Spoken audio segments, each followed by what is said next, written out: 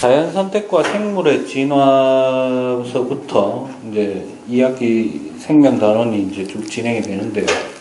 포인트는 생태계의 평형 및 유지라는 측면이에요. 예. 그러니까 지금 현재의 지구 환경이 유지되어 나갈 수 있느냐. 뒤쪽에 지구과학 능력하고 이제 연결이 되는 게 이제 그런 식으로 연결되는 거예요. 그러니까 아무런 어떤 인간의 개입이 없이 생태계가 유지되고 그 안에 이제 인간도 있으니까 유지가 되는데 이제 그 한 254쪽 정도 넘어가게 되면은 이제 환경이 변합니다. 그죠? 그러니까 여기 이제 나오는 내용 중에 또 하나가 뭐냐면 생태계 평형이라는 것이 이루어지려면 좀 필요한 요소가 생물이 다양해야 됩니다. 다양성, 그러면 생물이 다양할 수 있었던 것은 뭐 때문이냐? 치고 올라가서 이제 다윈의 진화론을 건드리게 되는 겁니다. 됐습니까? 그래서 오늘은 그 내용을 보시면 213쪽의 제목이 다윈의 진화론이고요. 그 다음에 215쪽에 가면 변이와 자연 선택되어 있는데 구조를 이렇게 말씀드릴게요. 다윈의 진화론이 결국에는 보통 이제 자연 선택설이라고 얘기를 합니다. 됐나? 그 자연 선택설이라는 이론 기반 하에 찰스 다윈이 썼던 책이 종의 기원이라는 책이 있어요. 네. 졸라 어렵습니다. 예. 나중에 기회 되시면 읽어보시고. 제가 조금 더 추천해드리는 책은 따로 있어요. 찰스 다윈이, 실제로 이제 생명체들에 대한 데이터가 되게 방대했거든요. 그랬던 이유 중에 하나가 그 영국의 유명한 탐사선 중에 비글호라는 게 있었습니다. 그래서 그 배를 타고 약 15,000년 정도를 항해를 합니다. 항해를 하면서 실제로 본인이 대양에서 플랑크톤도 잡아보고 그 다음에 여러분들 각자 이제 생물 정규 시간에 들었는지 모르겠습니다만은 다윈의 결국 인생을 바꾸게 된 결정적인 지역이 바로 갈라파고스 제도입니다. 거기를 이제 비글호를 타고 이제 몰라 본인 입장에서는 제가 봤을 때 탐사라고 하지만 수많은 선원들 입장에서 보면은 여행 다니는 것처럼 보였을 거예요 아마. 그래서 그 5년 동안에 비글호 탐험기라는 책이 아마 있을 겁니다. 충분히 여러분들 찾아볼 수 있고 거기에 나오는 내용이 조금 더 쉽다고 할 수 있어요. 특히 그 갈라파고스 제도에서 다윈이 집중을 했던 부분이 바로 뭐냐면 핀치라는 새가 있습니다. 핀치 새라고 불리는데 같은 종에 속한다고 보여지는 새인데 부리 모양이 다 다릅니다. 갈라파고스 군도라고도 하죠. 군도가 뭡니까? 짜면짜면한 섬들이 다닥다닥다닥 붙어 있는 거예요. 그런데 핀치 새 입장에서는 섬과 섬을 넘어갈 수가 없는 상황. 그러니까 격리가 되어 있는 거예요. 뭐라고요? 그래서 그 실제로 진화론 중에도 격리설이라는 것도 또 있습니다. 격리돼서 그러니까 원래는 이거죠. 갈라파고스 그 군도라는 곳이 실제로 여러 섬으로 나뉘어져 있는 게 아니라 사실은 뭐다? 한 덩어리로 되어 있을 수도 있다. 근데 그래서 그 전체에 핀치라는 새들이 있었다. 여러 가지 방식 설이 있어요. 아니면 갈라파고스 군도가 있는데 어떤 다른 연유에 의해 가지고 핀치 새들이 어떤 놈은 A 섬에 가고 어떤 놈은 B 섬에 가고 뭐 이래 된 거야. 됐니? 가지고 살다 보니 이제 핀치 새도 다양하단 말이야. 그러니까 여러분들이 주의하실 점.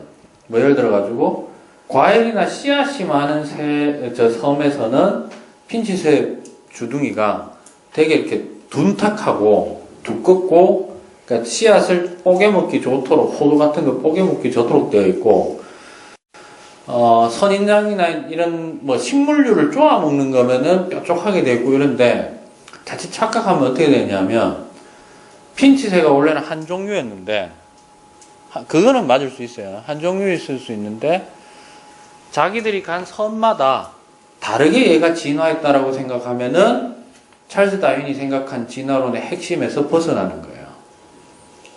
네, 여러분들 요거 하나만 기억하세요. 자연 선택설의 가장 큰 핵심은 애초에 그런 종류들이 다 어땠다?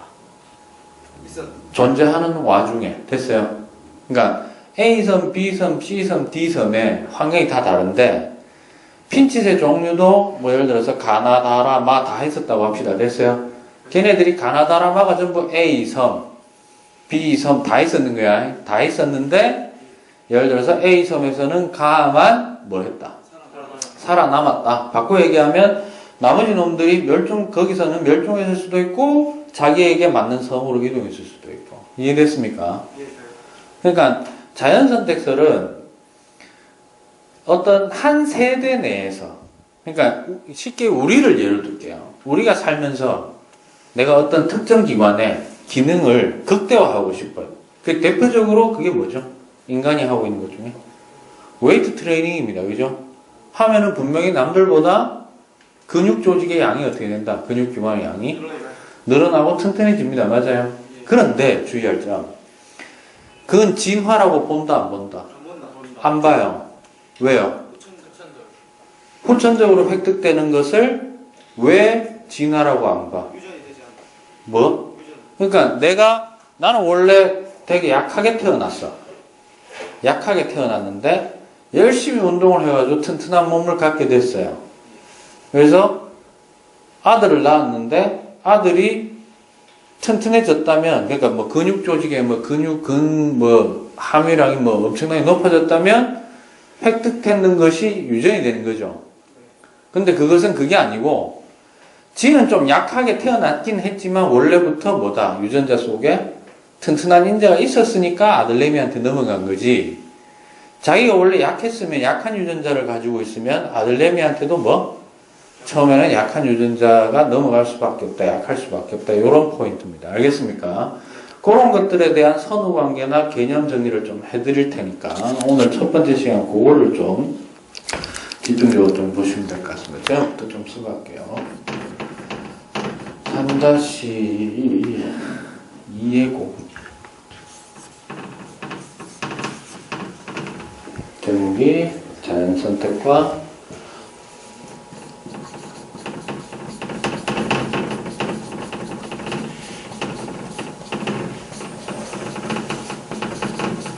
생물의 진화. 이 단원에서 핵심 주제를 먼저 좀 살펴보면요.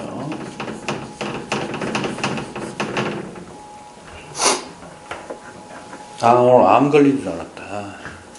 녹화하면서 딴 얘기하면 안 되는데, 한국 야구, 진짜. 이기고는 있는데, 콜드게임 못하고 내가 볼 때 9회 말까지 할 것 같습니다. 홍콩. 미치겠다. 됐어. 첫 번째로는 다윈이 얘기한 진화론이라는 것에 대해서. 다윈의 진화론은 보통 뭐라고 불리는 거냐 하면 자연선택설입니다. 됐죠? 그 다음에 두 번째로 이제 얘기할 것은 뒤로 넘겨가 보면 이제 아까 보셨듯이 변이라는 말과 변이와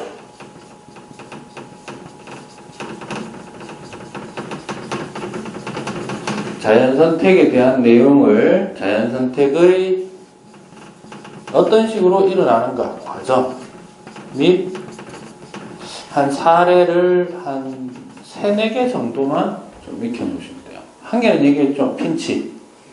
그죠? 그래서 크게 요 포인트를 좀 하시면 되는데, 문제는 너네가 뭐 진화론이니 뭐 이런 걸 뭐 접해본 경험도 잘 없고, 그죠? 그래서 거기에 대한 내용을 조금 좀 정리를 하셔야 됩니다. 그래서 첫 번째로 213쪽에 있는 다윈의 진화론. 다윈 자체의 그 뭐죠? 위인전이라고 해야 되나? 전기 자체는 재밌습니다. 일반적인 삶을 좀 안 살았어요. 다윈도. 일반적인 삶을 안 살았다라는 건 어떤 의미냐면 부모님이 원하는 삶을 안 산 거죠. 내 쪼대로 살겠다. 약간 좀 그런 게 있었습니다. 213쪽부터의 내용인데 첫 번째로는요. 기본 개념 정리부터 좀 하고 갑시다. 213쪽에 나오는 것들 전부 정리해보면 첫 번째로 나오는 게 진화라는 말이 나옵니다. 그죠? 뭐라고 나옵니까? 진화는 일단 시간이 오래 걸려야 됩니다. 오랜 시간에 걸친 생물의 변화됨을 우리는 모두 뭐라고 한다? 진화. 진화라고 합니다. 진화의 반대말은? 진화의 반대말은? 태화도 진화의 변화가 일어났으니까 변화가 일어나지 않는 것이 진화의 반대말입니다. 알겠죠? 그러니까 고착 상태로 있는 거. 정체됨. 됐습니까? 변화 없이 정체되는 거. 그게 이제 진화의 반대말입니다. 그러니까 무슨 말이냐면 필요 없는 기관이 점점 사라져 가는 것도 뭐다?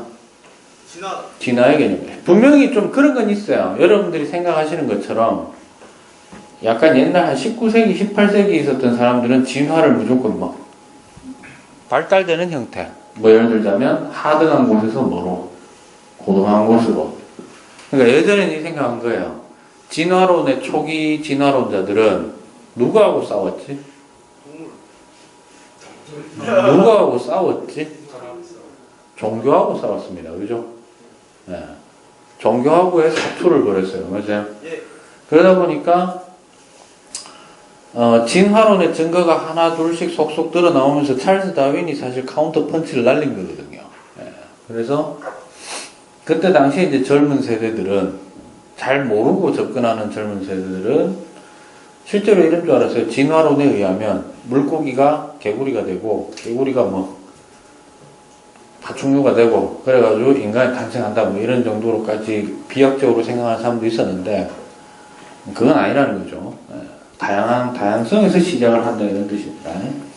그 다음에 두 번째 조금 중요한 거 이제 우리 여기서 두 번째가 변이. 보통 우리가 일상생활에서의 단어로서의 변이는 변해가는 과정으로서의 뜻이 좀 담겨있죠. 근데 생물 유전학에서는 변이는 반드시 들어가야 되는 말이 일단 같은 생물 종 내에서 교과서에는 뭐라고 되어 있습니까? 같은 종의 개체 내에서 개체 간에 서로 구별이 가능한 습성이라든가 또는 형태 등의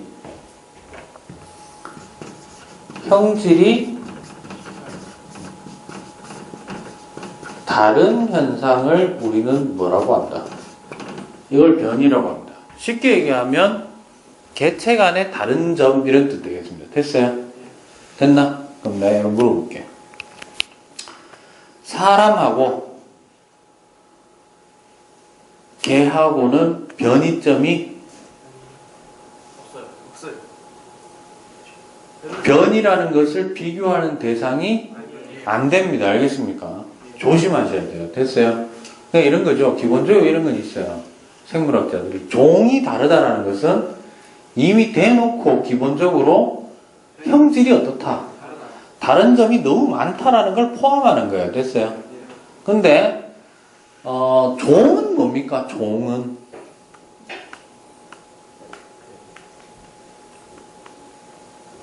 정확하게 몰라도 돼요. 알았어. 생물 분류 단계 중에 이제 최종 단계예요. 그래서 종이 같다 그러면 대부분의 유전자 서열이 어떻다? 거의 비슷하다, 거의 일치한다라는 것이 되겠습니다. 됐어요? 그러니까 예를 들어서 변이의 대표적인 걸 찾으세요라고 하면 이런 거죠. 예를 들어가지고 곱슬머리 손 들어봐. 자기 머리가 곱슬머리다. 네, 직모. 네. 같은 사람 종 사이에서 머리카락의 형태가 곱슬머리냐 직모냐의 변이가 있다 이렇게 되는 겁니다. 됐습니까? 물론 직모냐 곱슬머리냐가 생존 경쟁에 많은 영향을 준다고 느껴지지는 않고 뭐 결정적으로 데미지가 크다라고 느껴본 적이 있기 때문에 연구된 적은 잘 없겠죠. 있을 수도 있겠지. 예. 그래서 뭐 그런 것을 변이라고 한다 이렇게 생각하시면 되겠습니다. 됐습니까? 그러면 여기서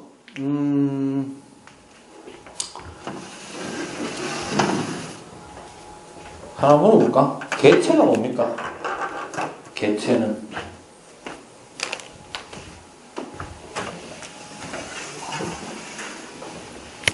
여기서 참고로 개체는 뭐죠? 개체 생물 하나 됐어요? 그러니까 쉽게 얘기하면 하나의 생명체 생명 현상을 유지하고 있는 최소 단위체 됐어요? 그러니까 생명 현상이라고 하면 보통 세포라고 얘기해요. 뭐라고 한다고? 그래서 그 말보다는 이게 좀 맞을 거예요. 생존 유지 중인 최소 단위체를 뭐라고 한다? 개체라고 얘기를 합니다. 그래서 한 개, 두 개, 세 개, 세 알일 수 있는 거. 그러면 세포 한 개도 개체가 될 수 있다, 없다? 있다. 그러나 세포의 집합체라고 해서 뭐라고 해서? 세포가 우린 다 세포의 집합체잖아, 맞아? 세포의 집합체라고 해서 다 개체는 아니다. 단적인 예를 들어봐. 이게 현실적으로 구체적으로 너네 머릿속에 들어오면 되게 쉬워져요. 외울 게 되게 많지만 예를 들어가지고 팔 하나 잘랐다. 됐어? 팔 하나 세포 집합체 맞아요? 기관도 있고 조직도 있어요. 맞아요? 개체야? 그건 아니라는 거예요. 됐니? 와닿지? 그러니까 세포 중에도 단세포 생물로 살아가는 놈도 개체로 따지는 놈도 있고 아닌 놈도 있는데 대부분 단세포 생물은 좀 부족한 면이 많아가지고 개체로서 인정은 잘 안 하는 편입니다. 알겠습니까? 그러나 생명체의 가장 작은 단위다라고 하면은 뭐라고 해야 돼? 생명체의 단위라고 하면 세포는 들어간다. 이렇게 보시면 되겠습니다. 됐죠? 오케이. 자, 그 다음에 세 번째. 자연선택이라는 말이 나오죠. 자연선택은 자연선택설과는 달리 현상입니다. 뭐라고요?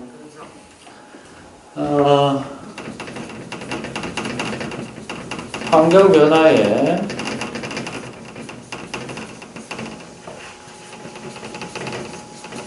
적응하기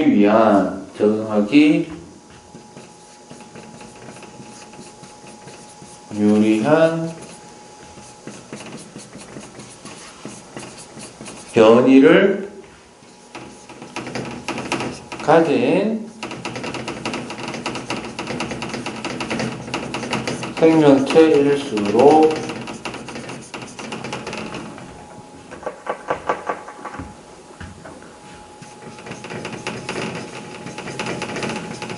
무슨 상황에서 생존 경쟁에서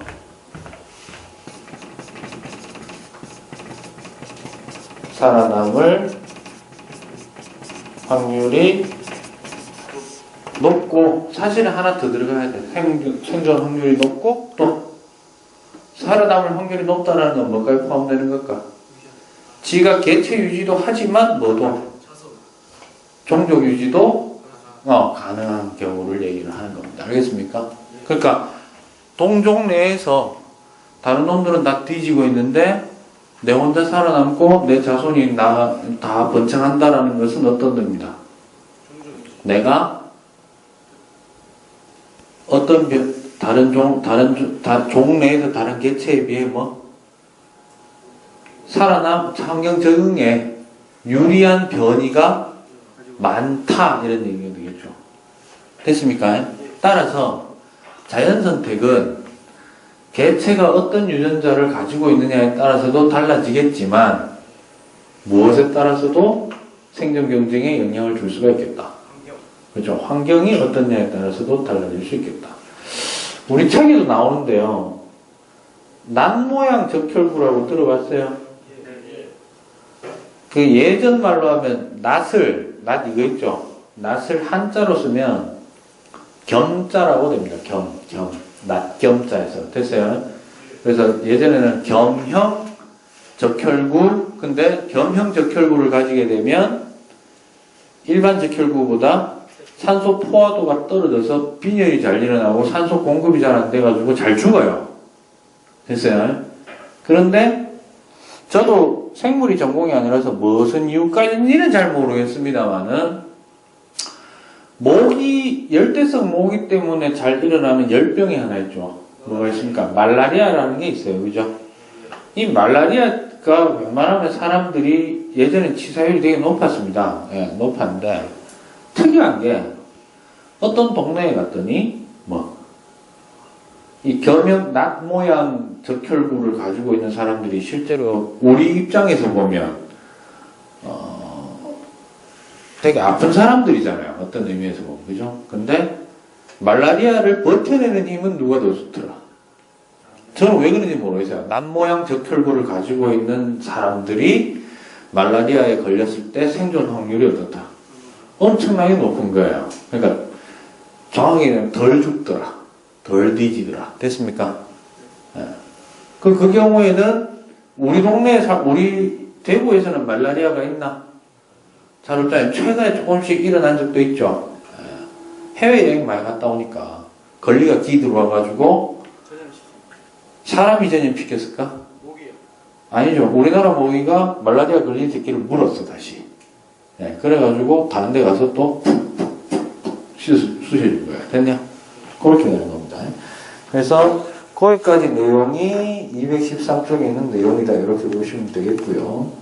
그래서 그 밑에 보시면 이제 자연 선택설에 대한 내용이 나오게 됩니다. 됐습니까? 213쪽 잠깐 정리하겠습니다. 두 번째 줄. 오랜 시간에 걸친 생물의 변화를 뭐라고 한다? 진화라고 한다. 됐죠? 그 다음에 다섯 번째 줄에 가시면 같은 종의 개체 사이에는 습성, 형태 등 형질의 차이가 나타나는 것을 뭐라고 한다? 변이라고 한다. 자, 그 다음 줄. 환경에 적응하기 유리한 변이를 가진 개체는 그렇지 않은 개체에 비해 생존 경쟁에서 살아남을 가능성 확률이 높아 자손을 더 많이 남기게 되는데 다윈은 이러한 현상을 자연선택이라고 하였습니다. 됐습니까? 그래서 이 변이라는 측면과 자연선택이라는 측면을 두 가지 개념을 종합해서 생명체의 진화를 설명하고자 한 이론이 바로 자연선택설입니다. 됐습니다. 그리고 그것이 표현된 것이 종의 기원이라는 책이 되겠습니다. 됐지요? 그래서 밑에서 보시면 그 기린 나와 있습니까? 요거 조금 이따가 조금 설명을 좀 하겠습니다. 여기까지가 아마 그 내용인데 여러분들이 추가적으로 나중에 한번 조사를 좀 하면 좋은 좀 단어들을 좀 약간 좀 얘기를 할게요. 조사할 만한 그 단어를 좀 얘기하자면 첫 번째가 조직이라는 거는 좀 한번 찾아보실 필요가 있고요. 그러니까 조직과 뭐를 비교해서 기관을 좀 비교해서 좀 조사를 해 놓으실 필요는 있어요. 됐니? 설명하기 좀 좋고요. 그 다음에 아까 나왔었던 겁니다만은 생물의 분류 체계도 한 대략 좀 알고 계시면 좀 좋습니다. 원래 되게 복잡한데 일반적으로 린넨 방식으로 좀 얘기를 하자면 제일 센 게 제일 위에 게 큰 게 개로 분류해요. 동물개, 식물개 뭐 이런 식으로 됐어요. 그래서 개문, 강목, 과속, 종 해서 7단계 분류법이 기본이고요. 예. 요즘은 복잡해서 11단계인가? 뭐, 이 사이에도 몇 개 더 있어요. 있는데, 대표는 예를 들자면 이렇습니다. 인간은 동물계, 척추동물문. 그러면 척추동물문이 아닌 문은 무척추동물문, 뭐 이렇게 되겠죠. 그 다음에 포유강. 그러니까 무슨 말이냐면 새끼를 낳는 방식 되겠습니다. 됐어요? 포유강이 아니면 뭐죠? 난생. 그러니까 알 낳느냐 뭐 이런 거예요. 그다음 목은 이제 영장목. 그러면 뭐 침팬지, 오랑우탄 이런 거 등등 해서 뭐 조건이 되게 많아요. 사지가 두 개로 역할의 분담이 분명하다. 그 다음에 뭐 손톱, 발톱이 잘하고 있다. 각각에서 뭐 이런 뭐 되게 상세하게 나옵니다. 그 다음에 눈의 위치가 정면을 향하고 뭐 입체시가 가능하다. 뭐 이런 거 뜻이야가지고. 그래서 사람, 그 다음에 이제 사람과, 사람 속, 사람 종 이렇게 돼요. 제 기억이 맞다면 사람 종이 7종입니다. 그냥 대강 생각하면 이런 게 흑인종, 황인종, 백인종 이래 뭐 볼 수도 있고. 됐어요? 인종이 다르죠. 그게 종인지는 제가 모르겠어요. 됐어요? 그거 한번 시간 나시면 해보세요. 알겠어요? 그 다음에 반드시 좀 한번 봐야 되는 거는 형질이라는 말을 꼭 한번 좀 체크를 좀 해놓으시기 바랍니다. 알겠습니까? 네. 좀 생물 천천히 가겠습니다. 제가 알기로 대부분의 정규 수업이 여기까지 아마 진행을, 요단까지 했죠. 자연선택설까지 하고 지금 예시 뭐 이런 거 하려고 하는 것 같던데. 예. 그래서 일단 첫 번째 시간은 이 정도로 좀 마무리 짓도록 하겠습니다. 알겠죠? 네.